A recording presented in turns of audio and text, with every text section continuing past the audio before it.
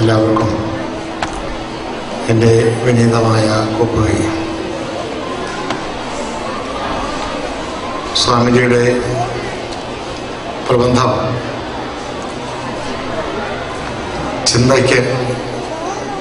ചിന്തയ്ക്കും പഠനത്തിനും അതിലും ഉപരി മനനത്തിനും ആക്കേണ്ടുന്ന പ്രൗഢമായ ഒരു പ്രബന്ധമാണ്. അത് നിങ്ങൾ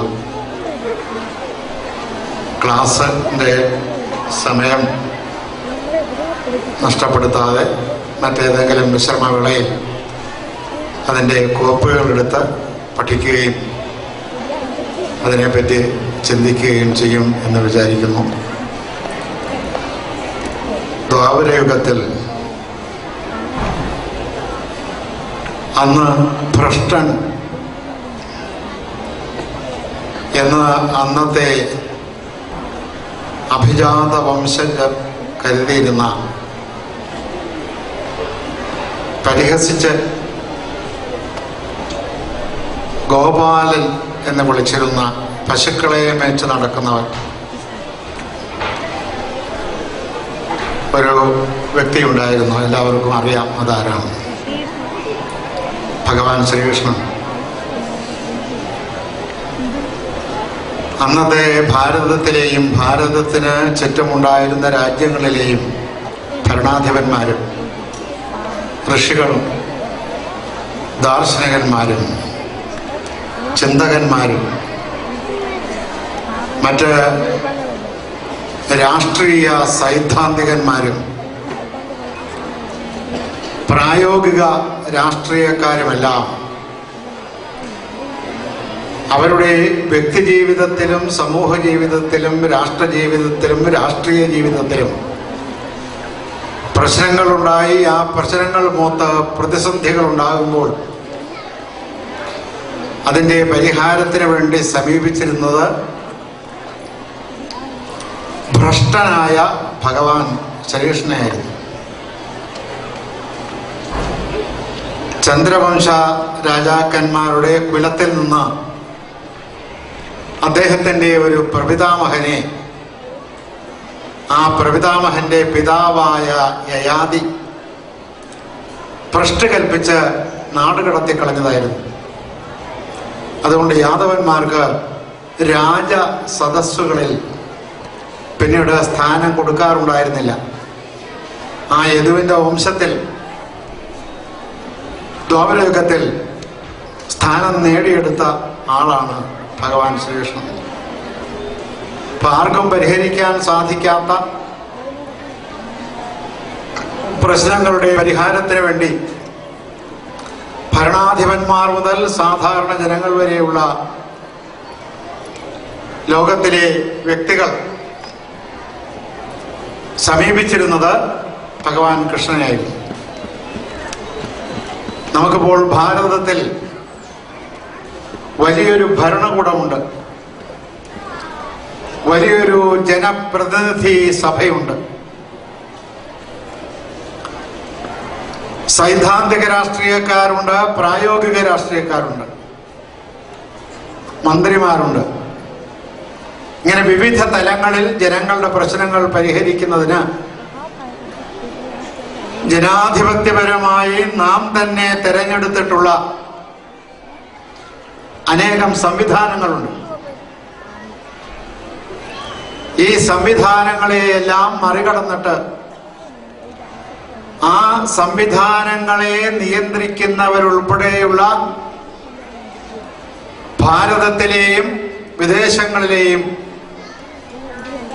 പ്രഗത്ഭരായ ഭരണകർത്താക്കളും ചിന്തകന്മാരും അവരുടെ വ്യക്തിജീവിതത്തിലെ പ്രശ്നങ്ങൾ പരിഹരിക്കുന്നതിന് സമീപിക്കുന്ന ലോകത്തിലെ ഏറ്റവും അത്ഭുതകരവും ആശ്ചര്യകരവുമായ വ്യക്തിത്വമാണ് അമ്മയുടേത്. പ്രത്യേക അധികാരമൊന്നുമില്ല. ശ്രീകൃഷ്ണനും അങ്ങനെയായിരുന്നു. ജരാസന്ധന്റെ ശല്യം സഹിക്കാൻ വയ്യാതെ 18 പ്രാവശ്യം ജരാസന്ധനെ തോൽപ്പിച്ചിട്ട് 19ാമത്തെ പ്രാവശ്യവും അദ്ദേഹം യുദ്ധത്തിന് വന്നപ്പോൾ മധുരയിൽ നിന്ന് നീങ്ങി കടൽക്കരയിൽ ദ്വാരക എന്നൊരു ചെറിയ പട്ടണം എന്ന് പറയാവുന്ന തരത്തിലുള്ള ഒരു സ്ഥലം നികർത്തിയെടുത്ത്, ഒരു റിക്ലമേഷൻ പ്ലാനാണ് അത്, നികർത്തിയെടുത്ത് അവിടെ ദ്വാരക എന്ന സാമാന്യം ഭേദപ്പെട്ട ഒരു ടൗൺഷിപ്പ് പണിത് അവിടെ ജീവിച്ച ശ്രീകൃഷ്ണനോടാണ് അന്നത്തെ എല്ലാ രാഷ്ട്രനായകന്മാരും, എല്ലാ ഭരണാധിപന്മാരും, ജനപ്രതിനിധി സഭയുടെ നേതാക്കന്മാരും തങ്ങളുടെ ജീവിതത്തിലെ അപരിഹാര്യമായ ദുഃഖത്തിന്റെ സത്വരമായ പരിഹാരത്തിന്, അതിന്റെ ആശ്വാസത്തിന്, ഒരു സാന്ത്വനത്തിന്റെ സുഖത്തിന്, ജ്ഞാനത്തിന്റെ പ്രകാശത്തിന് അഭ്യർത്ഥിച്ചിരുന്നത്. അതുപോലെയാണ് അമ്മയുടെ വ്യക്തിത്വം. അതൊരു അത്ഭുതകരമായ വ്യക്തിത്വമാണ്, ആശ്ചര്യകരമായ വ്യക്തിത്വമാണ്. അത് കേരളത്തിന്റെ ഒരു ഭാഗ്യവുമായി തീർന്നിരിക്കുന്നു. നമ്മുടെ വർത്തമാന കാലത്ത് അമ്മ സ്ഥാപിച്ച ഒരു സംസ്കൃത വിദ്യാലയത്തിൽ പഠിക്കുമ്പോൾ ആ പഠനം അതിൻ്റെ പൂർണ്ണതയിലെത്തിച്ച് അമ്മയുടെ ആശയങ്ങൾക്കും അഭിലാഷങ്ങൾക്കും പൂർത്തീകരണം നൽകാൻ നിങ്ങൾ ബാധ്യസ്ഥരാണ് എന്ന് ഓർമ്മിപ്പിച്ചിട്ട് എത്രയും വേഗം ഞാൻ എൻ്റെ ഈ ഉദ്ഘാടന പ്രഭാഷണം ഉപസംഹരിക്കുന്നതാണെന്നാണ് പറഞ്ഞത്, ഉപസംഹരിച്ചില്ല.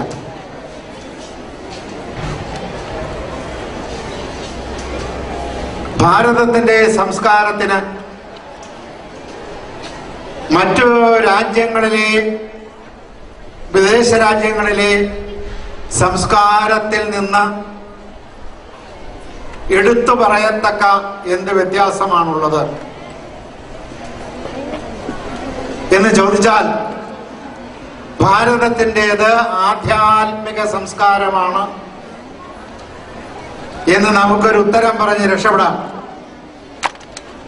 ഭാരതത്തിൽ മാത്രമല്ല ആധ്യാത്മിക സംസ്കാരം ഉണ്ടായിരുന്നു. ഈജിപ്ഷ്യൻ സംസ്കാരത്തിൽ, ഇപ്പോഴത്തേതിനല്ല, പ്രാചീനമായ ഈജിപ്ഷ്യൻ സംസ്കാരത്തിൽ ആധ്യാത്മികതയ്ക്ക് പ്രാധാന്യം ഉണ്ടായിരുന്നു. ചൈനീസ് സംസ്കാരത്തിൽ ആധ്യാത്മികതയ്ക്ക് പ്രാധാന്യം ഉണ്ടായിരുന്നു. ഗ്രീക്ക് സംസ്കാരത്തിൽ സോക്രട്ടീസിന്റെ കാലത്ത് ആധ്യാത്മികതയ്ക്ക് പ്രാധാന്യം ഉണ്ടായിരുന്നു. അങ്ങനെയാണെങ്കിൽ ഭാരതത്തിന്റെ സംസ്കാരത്തിന് എന്ത് തരത്തിലുള്ള അനന്വയത, അതുല്യത, അനുപമതയാണ് ഉണ്ടായിരുന്നത് എന്ന ഒരു ചോദ്യം നാം നമ്മോട് തന്നെ ചോദിച്ച് ഉത്തരം കണ്ടെത്തേണ്ടതാണ്. നമ്മുടെ സംസ്കാരത്തിന്റെ എല്ലാ സ്തംഭങ്ങളും, നമ്മുടെ സംസ്കാരത്തെ താങ്ങി നിർത്തുന്ന ബലിഷ്ഠങ്ങളായ എല്ലാ സ്തംഭങ്ങളും ഋഗ്വേദത്തിൽ സ്ഥാപിക്കപ്പെട്ടിട്ടുണ്ട്. ഇപ്പൊ ഋഗ്വേദത്തിൽ നിന്നാണ് രേഖപ്പെടുത്തപ്പെട്ടിട്ടുള്ള നമ്മുടെ സംസ്കാരത്തിന്റെ ഉൽപ്പത്തി. ഋഗ്വേദത്തിൽ ഭാരതീയ സംസ്കാരത്തിന് എന്ത് തരത്തിലുള്ള സജീവതയാണ് ഉള്ളത് എന്ന് ഋഗ്വേദത്തിൽ വ്യക്തമായി, മന്ത്രനിബദ്ധമായി അന്നത്തെ ഋഷിമാർ, ഋഷിയെ സംബന്ധിച്ച് അനേകം പരാമർശങ്ങൾ സ്വാമിയുടെ പ്രവർത്തനത്തിലുണ്ടായിരുന്നു. ഋഷിക്ക് സയന്റിസ്റ്റ് എന്നും കൂടി അർത്ഥമുണ്ട്. സത്യം അന്വേഷിക്കുന്നവൻ, തന്റെ ജീവിതത്തെ അവിരാമമായ സത്യത്തിന്റെ സ്വച്ഛന്തമായ അന്വേഷണത്തിന് വേണ്ടി ത്യാഗപൂർണമായി ബലികഴിച്ചവൻ. വലിയ ശാസ്ത്രജ്ഞന്മാരെല്ലാവരും അങ്ങനെയായിരുന്നു. അത്തരം ഋഷിമാർ ദർശിച്ചിട്ടുള്ള പ്രപഞ്ചത്തിന്റെ പരമമായ സത്യങ്ങളുണ്ട് പ്രപഞ്ചത്തെ താങ്ങി നിർത്തിയിരിക്കുന്നു. പ്രപഞ്ചങ്ങളുടെ എണ്ണം ഇനിയും തിട്ടപ്പെടുത്തിയിട്ടില്ല, അനന്തകോടി എന്നാണ്. ശാസ്ത്രജ്ഞന്മാർ പറയുന്നത്. ശാസ്ത്രജ്ഞന്മാരെന്നാൽ ഊർജതന്ത്രജ്ഞന്മാർ, ഓസ്ട്രോഫിസിക്സിൽ പ്രവർത്തിക്കുന്ന ഊർജതന്ത്രജ്ഞന്മാർ, പാർട്ടിക്കിൾ ഫിസിക്സിൽ ഗവേഷണം നടത്തുന്ന ഊർജതന്ത്രജ്ഞന്മാർ, കണഭൗതികജ്ഞന്മാർ. പാർട്ടിക്കിൾ ഫിസിക്സ് തർജ്ജമ ചെയ്യുന്നത് കണഭൗതികം എന്നാണ്. ഇപ്പൊ കണഭൗതികത്തിലെ ഐൻസ്റ്റീൻ മുതൽ ഹബിൾ, ഇപ്പോൾ ജീവിച്ചിരിക്കുന്ന അലൻ ഗൂത്ത്, ഹോക്കിംഗ് തുടങ്ങിയിട്ടുള്ള ശാസ്ത്രജ്ഞന്മാർ വരെ പ്രപഞ്ചത്തിന്റെ ആവിർഭാവത്തിന്റെ രഹസ്യം എന്താണ്, പ്രപഞ്ചം എങ്ങനെ ആവിർഭവിച്ചു, പ്രപഞ്ചം ആവിർഭവിച്ചപ്പോൾ അതിന്റെ രൂപം എന്തായിരുന്നു, അതിന് പിന്നീട് എന്തെല്ലാം തരത്തിലുള്ള പരിണതികൾ കാലത്തിന്റെ പ്രയാണത്തിൽ വന്നുഭവിച്ചു, അതിന് ഇനി എന്തെല്ലാം പരിണാമങ്ങൾ ഉണ്ടാകും, അത് അപ്രകാരം അതിന്റെ സ്വാഭാവികമായ പരിസമാപ്തിയിലേക്ക് എത്തിച്ചേരും. ഇത്രയുമാണ് അവരുടെ അന്വേഷണ വിഷയം. അന്വേഷിച്ച് വന്നപ്പോഴാണ് അവർ മനസ്സിലാക്കിയത്, ഈ പ്രപഞ്ചം എണ്ണിത്തിട്ടപ്പെടുത്താനേ സാധ്യമല്ലാത്ത വിധത്തിൽ അനന്തമാണ്. മെനി യൂണിവേഴ്സ് തിയറി എന്നൊരു തിയറി തന്നെ കണഭൗതികത്തിൽ ആവിഷ്കരിച്ചിട്ടുണ്ട്. മെനി യൂണിവേഴ്സ് തിയറി എന്നാണ് ഇതിന് പറയുന്നത്. ആധുനിക കാലത്ത് അവതരിപ്പിച്ചതാണ്. അത് അവതരിപ്പിച്ച ശാസ്ത്രജ്ഞന്റെ പേര് അലൻ ഗൂത്ത് എന്നാണ്. നമ്മുടെ ഉപനിഷത്തിൽ അസ്യ ബ്രഹ്മാണ്ഡസ്യ സമന്തത ഏതാദൃശാൻ അനന്ത കോടി ബ്രഹ്മാണ്ഡാനി ജ്വലന്തി. നമ്മുടെ ബ്രഹ്മാണ്ഡത്തിന് ചുറ്റും, നമ്മുടെ ബ്രഹ്മാണ്ഡത്തിൽ 14,000 കോടി സൗരയൂഥങ്ങളാണുള്ളത്. അത് ഈ സൗരയൂഥ പരമ്പരയിലെ ഏറ്റവും ചെറിയ ബ്രഹ്മാണ്ഡമാണ് നമ്മുടേത്. അസ്യ ബ്രഹ്മാണ്ഡസ്യ സമന്തത. നമ്മുടെ ബ്രഹ്മാണ്ഡത്തിന് ചുറ്റും ഏതാദൃശാനി അനന്ത കോടി ബ്രഹ്മാണ്ഡാനി ജ്വലന്തി. മഹാനാരായണ ഉപനിഷത്ത് എന്നാണ് ഉപനിഷത്തിന്റെ പേര്. അപ്പൊ ഇത്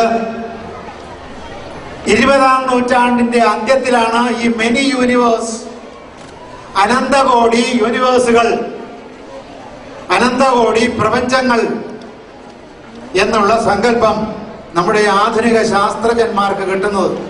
മഹാനാരായണ ഉപനിഷത്തിന്റെ കാലം 13,000 വർഷങ്ങൾക്കെങ്കിലും മുമ്പാണ്. ഈ നമ്മുടെ ഇതിഹാസങ്ങളെയും പുരാണങ്ങളെയും വേദങ്ങളെയും ഒക്കെ സംബന്ധിച്ച് നടത്തിയിരിക്കുന്ന കാലഗണനകളൊന്നും വിശ്വാസ്യമായ കാലഗണനകളല്ല. നമുക്ക് നമ്മുടെ സ്വന്തമായ ഒരു കാലഗണനയുണ്ട്. അത് അവിശ്വസനീയമാണ് എന്ന് കരുതിയിട്ട് യേശുക്രിസ്തു ജനിച്ചതിന് എത്ര വർഷം മുമ്പ് എന്ന കണക്കിലാണ് യൂറോപ്യന്മാരായ ശാസ്ത്രജ്ഞന്മാർ ഈ പ്രപഞ്ചത്തിന്റെ പ്രായത്തെ നിശ്ചയിക്കാൻ തുനിഞ്ഞിരിക്കുന്നത്. ഇന്ന് അതെല്ലാം വിട്ടുകളഞ്ഞിട്ട് പ്രപഞ്ചം ഇന്നത്തെ നിലയിൽ, നമ്മുടെ ഭൂമി ഇന്നത്തെ നിലയിൽ പ്രവർത്തിക്കാൻ തുടങ്ങിയിട്ട് ഏതാണ്ട് 15 കോടി മില്യൺ, 15 കോടിയല്ല 15 കോടി മില്യൺ, മില്യൺ എന്ന് പറഞ്ഞാൽ 10 ലക്ഷമാണ്, അത്രയും വർഷങ്ങൾ കഴിഞ്ഞിരിക്കുന്നു എന്നാണ് കോസ്മോളജി എന്ന വിശ്രുതമായ പ്രബന്ധം എഴുതിയ കോൾ സാഗൻ അഭിപ്രായപ്പെട്ടിരിക്കുന്നത്. അദ്ദേഹം അസ്ട്രോണമറാണ്, വാന നിരീക്ഷണ ശാസ്ത്രജ്ഞൻ, എല്ലാവരും അംഗീകരിച്ചിട്ടുള്ള വാന നിരീക്ഷണ ശാസ്ത്രജ്ഞനാണ് അദ്ദേഹം. അപ്പൊ ഏറ്റവും പ്രാചീനമായ ദശയിൽ തന്നെ ഇന്നത്തെ ഊർജതന്ത്രത്തിനും രസതന്ത്രത്തിനും അതുപോലെ തന്നെ ജീവശാസ്ത്രത്തിനും കണ്ടുപിടിക്കാൻ കഴിഞ്ഞ അടിസ്ഥാനപരമായ പ്രപഞ്ച അസ്തിത്വ തത്വങ്ങൾ കണ്ടുപിടിച്ചിട്ട് ആ തത്വങ്ങളുടെ, മാറാത്ത തത്വങ്ങളുടെ, ശാശ്വതമായ ചിരന്തനമായ നിത്യമായ തത്വങ്ങളുടെ ബലിഷ്ഠമായ അസ്ഥിവാരത്തിന്മേൽ പണിതുയർത്തിയിരിക്കുന്നതാണ് നമ്മുടെ സംസ്കാര സൗധം. ആ കാലത്ത് പ്രപഞ്ചത്തെ സംബന്ധിച്ച ശാസ്ത്രീയമായ അന്വേഷണങ്ങളൊന്നും ഈ ഭൂമിയുടെ ഉപരിതലത്തിൽ മറ്റൊരു രാജ്യങ്ങളിലും നടന്നിട്ടില്ല. ഇപ്പൊ മാറാത്ത ശാസ്ത്രീയമായ തത്വങ്ങൾ കണ്ടുപിടിച്ചിട്ട്, ഇറ്റേണൽ പ്രിൻസിപ്പിൾസ് കണ്ടുപിടിച്ചിട്ട്, ആ മാറാത്ത ശാസ്ത്രീയമായ തത്വങ്ങളുടെ അടിസ്ഥാനത്തിൽ മനുഷ്യൻ എപ്രകാരമാണ് ജീവിക്കേണ്ടത് എന്ന് ധർമ്മശാസ്ത്രപരമായി അനുശാസിക്കുമ്പോഴാണ് ശാസ്ത്രം ഉണ്ടാകുന്നത്. അല്ലാതെ നക്ഷത്രങ്ങളെ തിട്ടപ്പെടുത്തുകയോ സബ് ആറ്റമിക് വേൾഡിനെ കുറിച്ച് ഗവേഷണം നടത്തുകയോ എന്നുവെച്ചാൽ അണുവിന്റെ അകത്ത് എന്തെല്ലാം ഉണ്ട് എന്ന അന്വേഷണമാണ്. അണുവിന്റെ അകത്ത് എല്ലാവർക്കും അറിയാം 3 ഘടകങ്ങൾ മാത്രമാണ് ഉണ്ടായിരുന്നതായിരുന്നു നേരത്തെ ഉണ്ടായിരുന്ന ധാരണ. ആ ധാരണയെല്ലാം പോയി. പ്രോട്ടോൺ എന്ന് പറയുന്ന അണുവിന്റെ ഏറ്റവും പ്രധാനപ്പെട്ട അംശം പ്രോട്ടോണാണ്. ആ പ്രോട്ടോണിനെ അതിവേഗത്തിൽ നിർണയിക്കാൻ വയ്യാത്തത്ര വേഗത്തിൽ ബലം വെച്ചുകൊണ്ടിരിക്കുകയാണ് ഇലക്ട്രോൺ. ഈ രണ്ടിനെയും തമ്മിൽ യോജിപ്പിച്ച് നിർത്തുന്നതാണ് ന്യൂട്രോൺ. ഒന്നിലും പങ്കെടുക്കാതെ വൈദ്യുത ചാർജ് ഇല്ലാതെ സ്ഥിതി ചെയ്യുന്നതാണ് ന്യൂട്രോൺ. ഇതായിരുന്നു അണുവിനെ സംബന്ധിച്ചുള്ള, അണുവിന്റെ ആന്തരലോകത്തെ സംബന്ധിച്ചുള്ള ന്യൂട്ടൺ വരെയുള്ളവരുടെ ധാരണ. പിന്നീട് അത് മാറി. ഈ ഓരോ അംശങ്ങളും അണുവിന്റെ 3 ഘടകങ്ങളിൽ ഓരോന്നും ക്വാർക്കുകൾ എന്ന് വിളിക്കുന്ന മറ്റൊരു അംശം കൊണ്ട് നിർമ്മിതമാണ്. ആ ക്വാർക്കുകളെയും പിന്നെ വിഭജിക്കാൻ സാധിക്കും. അങ്ങനെ ക്വാർക്കുകളിൽ തന്നെ 6 മുതൽ 16 വരെയുള്ള അംശങ്ങൾ അടങ്ങിയിട്ടുള്ള ഏറ്റവും ചെറിയ ഗോള രൂപത്തിലുള്ള അംശങ്ങൾ ചേർന്നിട്ടാണ് ഈ ക്വാർക്കുകൾ ഉണ്ടായിട്ടുള്ളത് എന്നും കണ്ടുപിടിക്കപ്പെട്ടിട്ടുണ്ട്. ഇപ്രകാരമാണ് ശാസ്ത്രത്തിന്റെ അടിസ്ഥാനത്തിൽ, തത്വങ്ങളുടെ അടിസ്ഥാനത്തിൽ പ്രപഞ്ചത്തിന്റെ ഉൽപ്പത്തി എന്ന് പറഞ്ഞിട്ട്, അല്ലെങ്കിൽ തിയറി ഓഫ് റിലേറ്റിവിറ്റി കണ്ടുപിടിച്ചിട്ട്, ഈ തിയറി ഓഫ് റിലേറ്റിവിറ്റി എന്ന ഒരു തത്വത്തിന്റെ അടിസ്ഥാനത്തിൽ പ്രപഞ്ചത്തിലെ ബലങ്ങൾ പ്രവർത്തിക്കുന്നു എന്നാണ് അദ്ദേഹം പറയുന്നത്. Einstein, Albert Einstein. ആൽബർട്ട് എന്നത് ജർമ്മൻ ഭാഷയിൽ ആൽബർ എന്നാണ് ഉച്ചരിക്കുന്നത്. Albert Einstein. പക്ഷെ അദ്ദേഹം ഇപ്രകാരം സാപേക്ഷമാണ് പ്രപഞ്ചത്തിലെ സർവ്വ വസ്തുക്കളുടെയും സ്ഥിതി. അതുകൊണ്ട് വിവേകബുദ്ധിയുള്ള മനുഷ്യർ എപ്രകാരമാണ് സ്വയം ജീവിക്കേണ്ടതും മറ്റുള്ളവരോടൊത്ത് സഹവർത്തിത്വത്തോടുകൂടി ജീവിക്കേണ്ടതും ലോകത്തിലെ മറ്റ് അചരവും ചരവുമായ മൃഗങ്ങളോടും സസ്യങ്ങളോടും എപ്രകാരമാണ് പെരുമാറേണ്ടതും എന്നതിനെ സംബന്ധിക്കുന്ന ഒരു ധർമ്മശാസ്ത്രം അവതരിപ്പിക്കുകയുണ്ടായില്ല. അടിസ്ഥാന പ്രപഞ്ചത്തിന്റെ നിലനിൽപ്പിന്റെ, പ്രപഞ്ചത്തിന്റെ ആദിമകാരണത്തിന്റെ, പ്രപഞ്ചത്തിന്റെ ഏകൈക തത്വം കണ്ടുപിടിച്ചിട്ട് ആ തത്വത്തിന്റെ അടിസ്ഥാനത്തിൽ മനുഷ്യൻ എപ്രകാരമാണ് ലോകത്തിൽ ജീവിക്കേണ്ടത് എന്നതിനെ സംബന്ധിക്കുന്ന ധർമ്മശാസ്ത്രം കൂടി ഉപദേശിക്കുമ്പോഴേ ശാസ്ത്രമാകും. ഇതാണ് ഭാരതത്തിന്റെ നിലപാട്. അതുകൊണ്ട് ഊർജതന്ത്രമോ ജീവശാസ്ത്രം, ബയോളജിയോ രസതന്ത്രമോ ഒന്നും ഭാരതത്തിലെ ഋഷിയുടെ ദൃഷ്ടിയിൽ ശാസ്ത്രമല്ല. ശാസ്ത്രമാകണമെങ്കിൽ ആ തത്വങ്ങളുടെ ഏത് തത്വമാണോ കണ്ടുപിടിച്ചിരിക്കുന്നത് ആ തത്വങ്ങൾക്ക് പിന്നീട് മാറ്റം വരാത്തതായിരിക്കണം. ഐൻസ്റ്റൈന്റെ തത്വങ്ങളിൽ മേൽ മാറ്റങ്ങൾ വരാൻ പോകുന്നു. അപ്പൊ അതുകൊണ്ട് അതൊന്നും ശാശ്വതമായ തത്വങ്ങളുടെ കണ്ടുപിടുത്തങ്ങളല്ല. അതിനെ സംബന്ധിച്ച് അവർക്ക് പരിപൂർണമായ നിശ്ചയം നടത്താനും സാധിച്ചിട്ടില്ല. അപ്പോൾ ആ തത്വങ്ങൾ മാറിക്കൊണ്ടിരിക്കും. അവ ചേഞ്ചബിൾ ആണ്. ഇപ്പൊ മാറാത്ത അവിപരിണാമിയായ തത്വങ്ങൾ കണ്ടുപിടിച്ചിട്ട്, ശാശ്വതമായ തത്വങ്ങൾ കണ്ടുപിടിച്ചിട്ട് ആ ശാശ്വതമായ തത്വങ്ങളുടെ മേൽ ഒരു സംസ്കാരം രൂപീകരിച്ച് ആ സംസ്കാരത്തിൽ, ആ മാനവധർമ്മ സംസ്കാരത്തിൽ മനുഷ്യൻ എപ്രകാരം അന്യോന്യം പെരുമാറണമെന്നും മനുഷ്യൻ മറ്റു ജീവികളോട് എപ്രകാരം പെരുമാറണമെന്നും അനുശാസിക്കുന്ന ധർമ്മശാസ്ത്രം കൂടി ആകുമ്പോഴാണ് അത് ശാസ്ത്രമാകുന്നത്. അത്തരം ശാസ്ത്രീയമായ ഒരു സംസ്കാരത്തിന്റെ സ്ഥാപനം ഋഗ്വേദത്തിലെ ഋഷിമാർ, നാരായണ ഋഷിയും ദീർഘതമസ എന്ന ഋഷിയും, എപ്പോഴും പ്രകാശത്തിന്റെ ലോകത്ത് ജീവിക്കുന്ന ആ ഋഷിക്കിട്ടിരിക്കുന്ന പേര് ദീർഘതമസ് എന്നാണ്. ഇരുട്ടിലിരിക്കുന്നവൻ എന്നാണ് അദ്ദേഹത്തിന് പേരിട്ടിരിക്കുന്നത്. ആ പേരിട്ടിരിക്കുന്നതിന്റെ ഔചിത്യത്തിലേക്കൊന്നും ഞാൻ പോകുന്നു. ഋഷിമാരുടെ പേരിനെ സംബന്ധിച്ച് ഋഷി നാമാർത്ഥാവലി എന്ന ഒരു മഹനീയമായ ഗ്രന്ഥം, ദാർശനികമായ ഒരു ഗ്രന്ഥം വെങ്കിട മാധവൻ എന്ന കർണാടകക്കാരൻ രചിച്ചിട്ടുണ്ട്. സായണന് ശേഷം ജീവിച്ചിരുന്നയാളാണ് അദ്ദേഹം. അത് ഇപ്പോൾ ഇംഗ്ലീഷിലേക്ക് തർജ്ജമ ചെയ്ത് പ്രസിദ്ധീകരിച്ചിട്ടുണ്ട്. അതിൽ ഇത്തരം നാമങ്ങളുടെ എല്ലാം പേരിൽ ഇപ്പോൾ വസിഷ്ഠൻ എന്ന അദ്ദേഹത്തിന്റെ പേര് വരാൻ എന്താണ് കാരണം? നമ്മുടെ വേദവ്യാസ മഹർഷിയുടെ അപ്പൂപ്പന്റെ അച്ഛനാണ്. അദ്ദേഹം വിശദീകരിക്കുന്നുണ്ട്. അതിനകത്ത് സംശയത്തിന് ഇടതോന്നാത്ത വിധത്തിൽ വളരെ വ്യക്തമായി വിശദീകരിക്കുന്നതാണത്. ഇപ്പോൾ ശാശ്വതമായ തത്വങ്ങളിന്മേൽ ഈ പ്രപഞ്ചത്തിന്റെ ഉൽപ്പത്തിയെയും പരിണാമത്തെയും പിന്നെ അതിന്റെ അന്ത്യത്തെയും സംബന്ധിക്കുന്ന സിദ്ധാന്തങ്ങൾ ഉണ്ടാക്കിയിട്ട് ആ സിദ്ധാന്തങ്ങളിന്മേലാണ് നമ്മുടെ വൈദികം എന്ന് പറയാവുന്നതും വൈജ്ഞാനികം എന്ന് പറയാവുന്നതും ജ്ഞാനസംബന്ധം എന്ന് പറയാവുന്നതുമായ സംസ്കാരം സ്ഥാപിക്കപ്പെട്ടിരിക്കുന്നു. അങ്ങനെ ഒരു സംസ്കാരം ലോകത്തിൽ മറ്റൊരു രാജ്യത്തും ഈ ഭൂമിയുടെ പുറത്ത് സ്ഥാപിക്കപ്പെട്ടിട്ടില്ല എന്നതാണ് നമ്മുടെ സംസ്കാരത്തിന്റെ സാമാന്യ അവലോകത്തിൽ ലഭിക്കുന്ന ഒരു പ്രത്യേകത. മറ്റൊന്ന്, ഈ സംസ്കാരത്തിൽ നിന്ന് തന്നെയാണ് മനുഷ്യൻ ഇന്ന് പെരുമാറിക്കൊണ്ടിരിക്കുന്ന എല്ലാ തരത്തിലുള്ള ജ്ഞാന വിജ്ഞാന ശാഖകളും ഉത്പാദിതമായിരിക്കുന്നു. ഇപ്പൊ നമ്മുടെ ഭാരതത്തിന്റെ വൈദ്യശാസ്ത്രം എവിടെ നിന്ന് ഉത്ഭവിച്ചു? പ്രപഞ്ചത്തിന്റെ ആവിർഭാവത്തിൽ ഉണ്ടായ ആദ്യത്തെ ശബ്ദത്തിലിട്ടിരിക്കുന്ന പേരാണ് ഓം. നിർവികാരമായ ബ്രഹ്മം, ആ ബ്രഹ്മത്തിൽ നിന്ന് ഓങ്കാര ശബ്ദത്തോടുകൂടിയാണ് ആദ്യത്തെ ആകാശ തന്മാത്രം, the molecule of space, the molecule of ether ഉണ്ടായത്. പിന്നീട് അതിന്റെ വിവിധ തരത്തിലുള്ള പ്രവർത്തനങ്ങളിൽ നിന്നാണ് അനന്ത ജീവവൈവിധ്യങ്ങൾ ഉണ്ടായത്. 85 കോടി ജീവി വൈവിധ്യങ്ങൾ പ്രപഞ്ചത്തിലെ ഉണ്ടെന്നാണ് ഋഷിമാരുടെ കണക്ക്. അപ്രകാരം പെരുകി വന്നിട്ടുള്ളതാണ്. ഈ ആദ്യത്തെ ആകാശത്തിന്റെ തന്മാത്ര ബ്രഹ്മത്തിൽ നിന്ന് ഉൽപാദിതമായപ്പോൾ ഉണ്ടായ ശബ്ദമാണ് ഈ ഓം. ഈ ഓമിൽ നിന്നാണ് ഭാരതത്തിലെ സർവ്വവിദ്യകളും ഉണ്ടായിട്ടുള്ളത്. ആയുർവേദം ഈ ഓമിൽ നിന്നുണ്ടായിട്ടുള്ളതാണ്.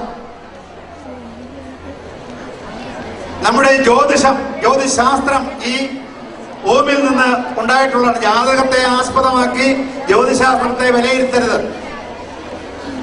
പലപ്പോഴും പ്രാക്ടീസിങ് അസ്ട്രോളജേഴ്സ്, ജ്യോതിശാസ്ത്രം കൈകാര്യം ചെയ്യുന്ന ആളുകൾ 10ാം ക്ലാസ്സിൽ 10 പ്രാവശ്യം തോറ്റ് അവരെ ആക്ഷേപിക്കുകയാണെന്ന് കരുതരുത്. ഇനി തോക്കുന്നത് ശരിയല്ലോ എന്ന് നാട്ടുകാരും എല്ലാവരും കൂടി തീരുമാനിച്ച് ഒരു സ്വീകരണം കൊടുത്തിട്ട് ഇനിയിപ്പോ SSLC പരീക്ഷയ്ക്ക് എഴുതണ്ട എന്ന് പറഞ്ഞു കഴിഞ്ഞാൽ പിന്നെ എന്താണ് പഠിക്കാനുള്ള മാർഗം എന്ന് അന്വേഷിച്ചു പോകുന്ന കൂട്ടത്തിലാണ്. എന്നാൽ ആശാന്റെ അടുത്ത് പോയി ഇരിക്കാൻ തൊട്ടടുത്തുള്ള അവിടെ പ്രശ്നം വയ്ക്കലുണ്ട്. ആശാനെ കാണാൻ ആളുകൾ വരുമ്പോൾ അവരെ വരിവരിയായിട്ട് ഇരുത്തേണ്ടതുണ്ട്. അപ്പോൾ ആശാൻ വൈകുന്നേരം എന്തെങ്കിലും കൊടുക്കും, അല്ലെങ്കിൽ അവിടെ നിന്ന് ഭക്ഷണം കിട്ടും. അങ്ങനെ പഠിച്ചു വന്നിട്ടാണ് അശ്വതി നാൾ ജനിക്കയാൽ സുന്ദരനായും ശ്രേഷ്ഠനായും, ശനിയാഴ്ച ജനിക്കയാൽ വിരൂപനായും നീചനായും. ഒരാളെ കുറിച്ചാണ് ഈ പറയുന്നത്. ഒരാളെ കുറിച്ച് ഒരേ ജാതകത്തിൽ എഴുതി വെച്ചിരിക്കുന്നതാണ്. അശ്വതി നാൾ ജനിച്ചതുകൊണ്ട് സുന്ദരനാണ്, ശ്രേഷ്ഠനുമാണ്. പക്ഷെ ശനിയാഴ്ച ജനിച്ചതുകൊണ്ട് വിരൂപനാണ്, നീചനുമാണ്. ഇങ്ങനെ എഴുതി വെക്കുമ്പോഴാണ് എന്തുണ്ടാകുന്നത്? ജ്യോതിഷത്തെ സംബന്ധിച്ച് അത് മനസ്സിലാകാത്ത മലയാള ഭാഷയിലാണ് എഴുതി വെച്ചിരിക്കുന്നത്. പഴയ എഴുത്തെടുത്ത് നോക്കിയാൽ കമ്പ്യൂട്ടറിൽ വരുന്നതല്ല. അതിനകത്തുകൊണ്ട് ധാരാളം അബദ്ധങ്ങൾ. ഈ ആധാരമെഴുത്തിന്റെ ഒരു ഭാഷയാണ് ജാതകത്തിൽ കാണുന്നത്. അപ്പൊ ആധാരെഴുത്ത് പോലുള്ള ഒരു എഴുത്താണ്. വായിച്ചാൽ നമുക്ക് മനസ്സിലാകരുത് എന്ന മനഃപൂർവ്വ ഉദ്ദേശമുണ്ട്. അപ്പോൾ എന്തെങ്കിലും മനസ്സിലാകണമെങ്കിൽ പിന്നെയും ആശാനെ ചെന്ന് വിളിച്ചിട്ട് വരണം. ആശാനെ ചെന്ന് വിളിച്ചിട്ട് വന്നാലോ ആശാന് ദക്ഷിണ കൊടുക്കണം. അപ്പൊ ആശാൻ ഈ ദക്ഷിണയ്ക്ക് വേണ്ടിയാണ് ഇതിങ്ങനെ ആളുകൾക്ക് മനസ്സിലാകാത്ത വിധത്തിൽ എഴുതി വെച്ചിരിക്കുന്നത്. പിന്നെ സ്വന്തം അപ്രാഗൽഭ്യവും അതിനൊരു കാരണമാണ്. അതല്ല ജ്യോതിശാസ്ത്രം.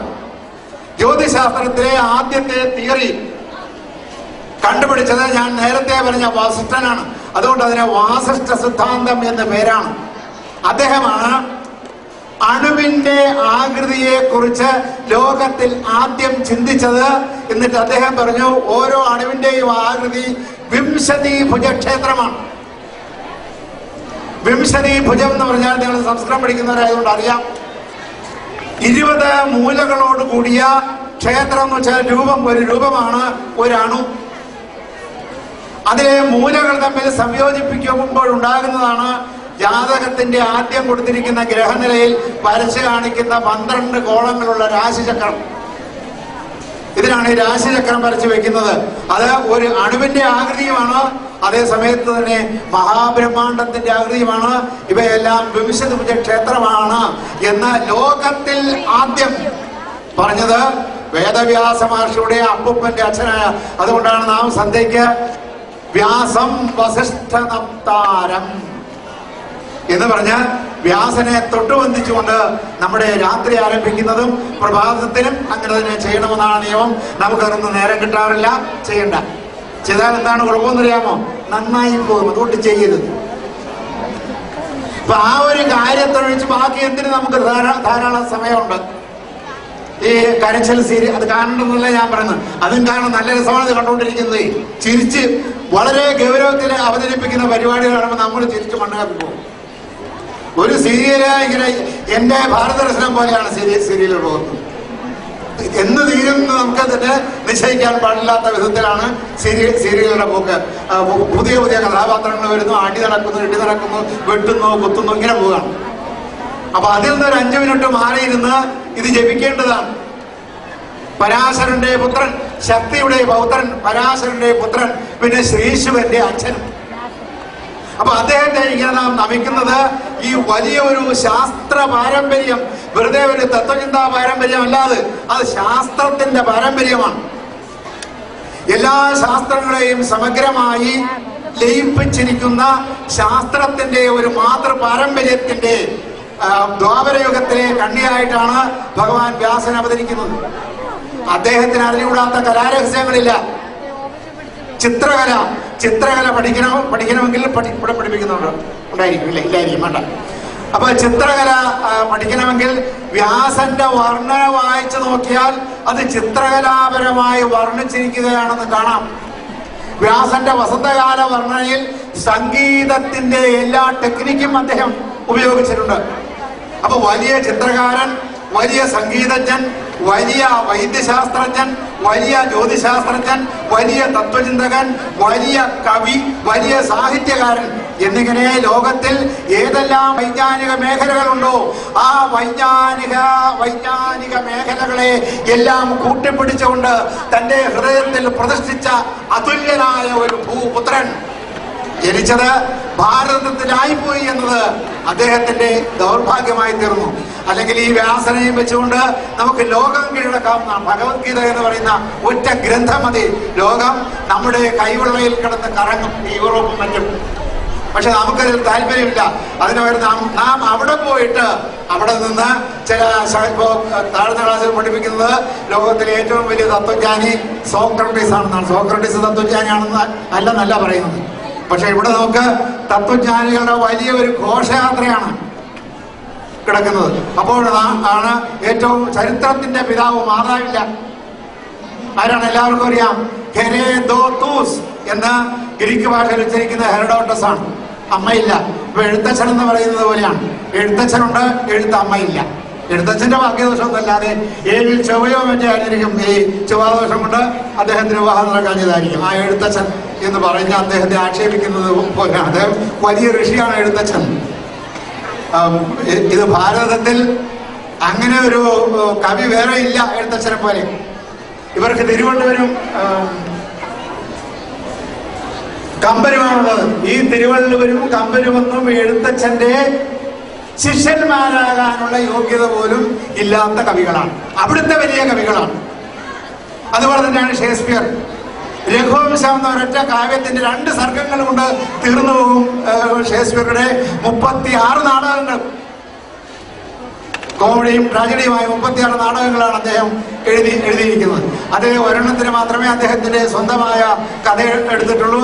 അത് നാടകത്തിന്റെ പേര് സിംബലൈൻ എന്നാണ്. ഈ ഒരെണ്ണത്തിന് മാത്രമാണ് സ്വന്തം കഥ. ബാക്കിയെല്ലാം ഹോലിൻ ഷെഡിന്റെ ഹിസ്റ്ററി ഓഫ് ഇംഗ്ലണ്ടിൽ നിന്ന് എടുത്തിട്ടുള്ളതാണ് കഥകളെല്ലാം. അപ്പൊ അങ്ങനത്തെ സംസ്കാരം ഉണ്ടായിരുന്നിട്ട് നാം എന്താവശ്യം വരുമ്പോഴും ഉടനെ നാം പാശ്ചാത്യ ദേശത്തേക്ക് പോയി അവിടുത്തെ ഒരു മക്കുടനെ പൊക്കിക്കൊണ്ടുവരും. പൂർണ്ണതയുള്ളവരല്ല, അതാണ് പ്രശ്നം. അവരുടെ സംസ്കാരം പൂർണ്ണതയുള്ളവരല്ല. പൂർണ്ണതയില്ല. അതുകൊണ്ട് അവരുടെ എല്ലാ കൃതികളിലും ഈ അപൂർണത മുഴച്ചു നിൽക്കും. അതുകൊണ്ട് വ്യാസനെ ഭജിക്കുക എന്ന് പറയുന്നത് സന്ധ്യയ്ക്കോ ഏതെങ്കിലും കിടക്കുമ്പോഴായാലും അതിന് സമയമൊന്നുമില്ല. ഏതെങ്കിലും സമയത്ത് വ്യാസനെ ഭജിച്ചു കൊള്ളണം. അദ്ദേഹത്തിന്റെ ആ ഋഷി പരമ്പരയിൽ നിന്ന്, അല്ലെങ്കിൽ അദ്ദേഹത്തിന്റെ പിതൃ പ്രതിഭാ പരമ്പരയിൽ നിന്നാണ് നമ്മുടെ ശാസ്ത്രം ഉത്ഭവിച്ചു വന്നത്. ഇങ്ങനെ 5 അസ്ട്രോണമിക്കൽ പ്രിൻസിപ്പിൾസ് ആണ് ഭാരതത്തിൽ കണ്ടുപിടിച്ചിരുന്നത്. ഇതിന്റെ എല്ലാം അടിസ്ഥാനത്തിലാണ് ഈ നമ്മുടെ സംസ്കാരം സംവിധാനം ചെയ്തിരിക്കുന്നത്. അതുകൊണ്ട് എല്ലാ വിദ്യകളും ഈ ഓംകാരത്തിൽ നിന്നും ബ്രഹ്മത്തിൽ നിന്നും ഉണ്ടായി വന്നതാണ്. പാശ്ചാത്യ ദേശത്ത് സംഗീതം സ്വന്തമായി വേറൊരു രീതിയിൽ വളർന്നു വന്നു. ചികിത്സാശാസ്ത്രം വേറൊരു രീതിയിൽ വളർന്നു വന്നു. മറ്റു വിദ്യാഭ്യാസങ്ങളെല്ലാം വേറെ രീതിയിൽ വളർന്നു വന്നു. ഇതെല്ലാം ഏകത്വത്തിൽ നിന്ന് ഉണ്ടായതല്ല എന്നതാണ് അവിടുത്തെ സംസ്കാരത്തിനുള്ള പ്രമുഖമായ ന്യൂനത. അപ്പോൾ ആ ന്യൂനത പരിഹരിക്കുന്നതിന് വേണ്ടിയിട്ടാണ് ഇപ്പോൾ ജീവിച്ചിരിക്കുന്ന രോഗിയായ സ്റ്റീഫൻ ഹോക്കിംഗ് എന്ന ശാസ്ത്രജ്ഞൻ ഒരു തിയറി അവതരിപ്പിച്ചിട്ടുണ്ട്. A theory of everything.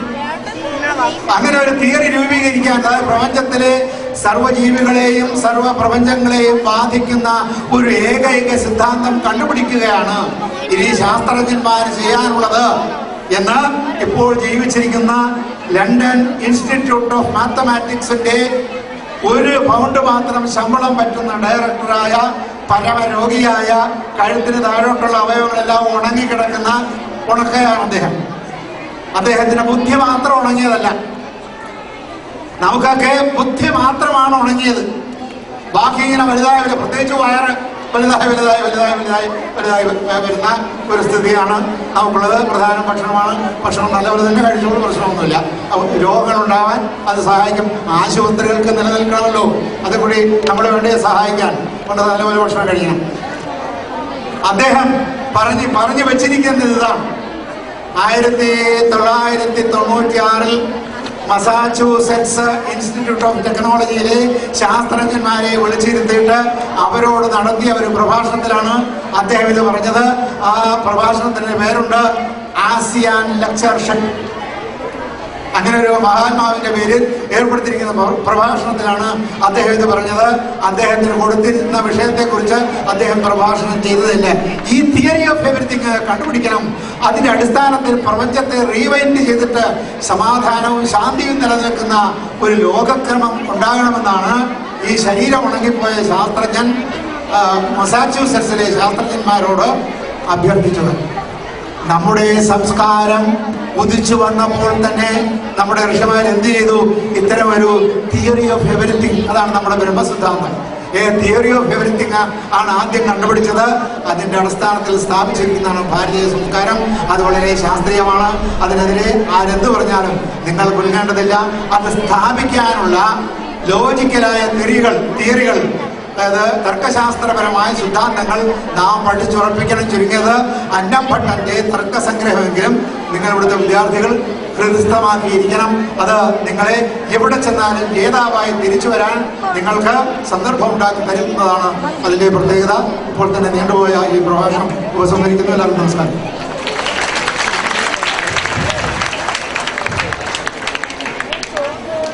പാശ്ചാത്യ ഭാരതീയ തത്വചിന്തയെ സമഗ്രമായി താരതമ്യം ചെയ്തുകൊണ്ട് ഭാരതീയ ചിന്താധാരയുടെ ഗരിമയെ, ഭഗവത്ഗീതയുടെ മഹാത്മ്യത്തെ, ജ്യോതിശാസ്ത്രത്തിന്റെ മഹത്വത്തെ നമുക്ക് പറഞ്ഞു തന്ന ഗുരുകാരണവർ ശ്രീ തുരവൂർ വിശ്വമുരൻ സാറിന് നന്ദി. നമോഭാഗം.